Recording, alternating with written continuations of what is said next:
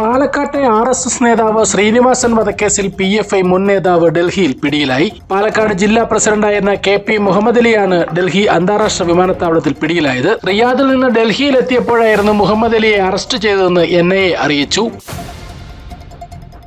സമസ്ത general secretary professor K. Alakkutty Musliyar അന്തരിച്ചു. വാർദ്ധക്യ സഹജമായ അസുഖത്തെ തുടർന്ന് പെരിന്തൽമണ്ണയിലെ സ്വകാര്യ ആശുപത്രിയിലായിരുന്നു അന്ത്യം. ഖബറടക്കം വെള്ളി രാവിലെ 10-ന് തിരൂർക്കാട് ജുമാ മസ്ജിദ് ഖബർസ്ഥാനിൽ.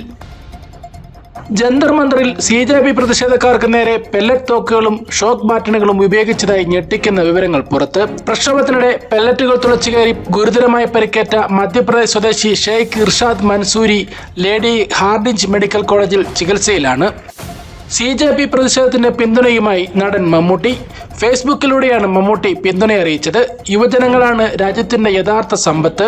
അവരുടെ ശബ്ദം കേൾക്കുകയും അവരെ സംരക്ഷിക്കുകയും ശാക്തീകരിക്കുകയും ചെയ്യണമെന്നാണ് മമ്മൂട്ടി അഭിപ്രായപ്പെട്ടത്. നേരത്തെ ദുൽഖറും ടൊവിനോയും അടക്കമുള്ള താരങ്ങളും CJP പ്രതിഷേധത്തിൽ ഐക്യദാർഢ്യം അറിയിച്ചിരുന്നു.